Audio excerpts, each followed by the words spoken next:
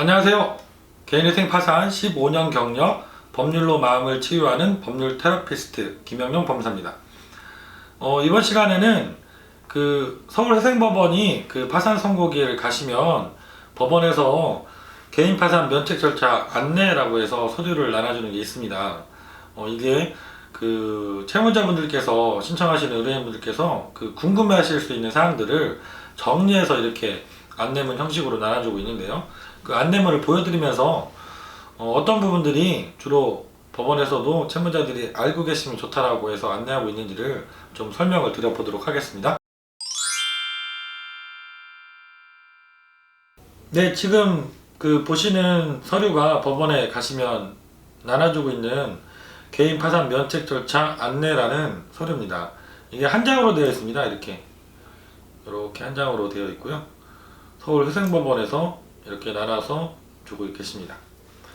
첫 번째, 여기 보시면 몇 가지 설명을 하고 계세요. 설명을 드리면, 개인 파산제도란 무엇인가요? 제일 중요한 것은 지급불능 상태라는 이 말입니다. 내가 내 재산으로는 채무를 다 변제할 수 없는 상태를 지급불능 상태라고 하죠. 이 지급불능 상태에 빠지신 분들이 신청을 할 수가 있고요. 그러면 지급불능이 확인되면 파산 선고가 이루어지고, 파산 선고가 나면 채무자분이 갖고 있는 모든 재산이 파산 재단을 형성하게 됩니다. 그래서 파산 관제인께서 이 재단의 관리 처분권을 행사하셔서, 만약에 이 재산이 형성된 재산이 정리가 되어서 환가할 만한 재산이 된다고 하면 그 재산을 채권자들한테 배당하는 절차를 거친 다음에 그 배당 절차까지 종결되어야지 면책을 하게 되고, 또 파산 선고로 인해서 제약을 받던 사항들이 복권이 되어서 회복이 되게 됩니다. 두 번째로, 개인 파산 면책 절차에서 파산이 선고되면 바로 면책이 되나요? 이렇게 설명을 하고 있는데요. 파산은 개인회생의 개시결정과 인가결정 절차로 이루어지듯이 파산 선고 절차가 있고, 그 다음에 면책 결정을 받는 절차로 두 단계로 이루어집니다. 신청은 동시에 같이 하게 됩니다. 그래서 파산 선고를 받으시면 자연스럽게 면책 절차로 진행이 되게 되죠. 그래서 파산 선고를 받으셨다고 해서 바로 면책이 되는 게 아니라, 파산 관제인이 선임이 되어서 파산 관제인이 재산이 있는지 여부도 조사하시고, 그 다음에 중요한 것은 면책 불허가 사유가 있는지 여부를 심사하게 됩니다. 그래서 면책 불허가 사유가 파산 관제인 조사에서 드러나게 된다고 하면 면책은 불허가 될 수가 있는 것이죠. 그리고 면책이 기각되기도 합니다. 세 번째로, 파산 절차에서 면책 결정을 받으면 모든 책임이 면제되나요? 이것도 자주 물어보시는 것이죠. 여기서 중요한 것은 면책에서 제외되는 채권들이 있습니다. 이게 조세, 벌금, 채무자가 고의로 간 불법행위로 인한 손해배상 청구권, 상대방을 고의로 내가 폭행을 해가지고 상해를 입혀서 발생한 손해배상 청구권, 이런 거가 되겠죠.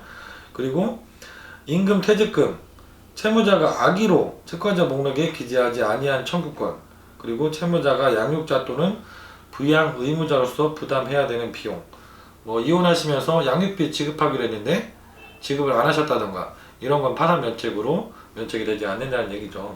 그리고 주의할 부분이, 취업 후 학자금 상환 특별법에 따른 학자금 대출 원리금, 이것도 면책 대상에서 법 개정으로 제외가 되어 있습니다. 학자금 대출은 두 가지 종류가 있다고 다른 영상에서 말씀드렸으니까 참조해서 보시기 바랍니다.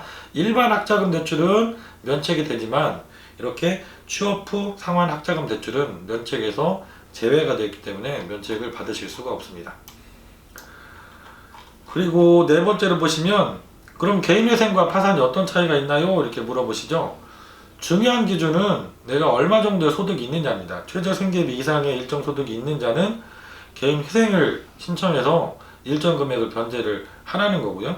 내가 최저생계비보다도 못한 소득밖에 없는 분들은 파산 절차를 통해서 일시에 채무를 다 탕감받을 수 있다는 거죠. 그리고 다섯 번째로, 파산관제는 어떤 일을 하나요? 이렇게 설명을 하고 있습니다. 파산관제인은 내가 파산 선고를 받게 되면 내 재산에 대한 모든 관리 처분 권한을 갖습니다. 그래서 파산 재단에 속하는 재산들이 뭐가 있는지 조사하시고, 재산이 환가할 만한 재산이 있다고 하면 그것을 정리해서 채권자들한테 공평하게 배당까지 해주는 역할을 하게 되고요. 두 번째로 더 중요한 것은 면책 불허가 사유가 있는지 여부에 대해서 조사해서 법원에 보고하는 역할을 수행하게 됩니다. 그래서 파산관계인 조사 절차에서 내가 편파변제 행위가 있다던가 뭐 부인권 대상 행위가 있다던가 뭐 재산을 은닉했다던가 법원에 허위 자료를 제출했다던가 이런 여러 가지 면책 불허가 사유들이 해당이 되는 사항이 발견되면 조사 보고서에 그렇게 보고를 하게 되고 면책 불허가를 받으실 수도 있는 것이죠. 그 밑에는 이렇게 최근 변호사, 법무사가 아니면서 뭐 인터넷 광고 등을 통해서 비싼 수임료를 챙기는 브로커들이 있다라고 해서 주의하라는 이제 안내를 하고 계십니다. 그래서 가능하시면 변호사나 법무사님이 직접 상담하는 사무실에 의뢰하셔서 상담을 받으시고 사건을 진행하면 더 좋다는 말씀을 마지막으로 드리겠습니다. 오늘은 제가 그 서울회생법원에서 파산 선고 기일에 참석하시면 이렇게 나눠주고 있는 안내문입니다. 파산 절차에서 궁금해하시는 사항들을 설명을 하고 있는데요. 안내문을 직접 보여드리면서 간단하게 설명을 드렸습니다. 다음 시간에도 더 알찬 정보로 찾아뵙도록 하겠습니다. 김영룡 법무사였습니다. 감사합니다.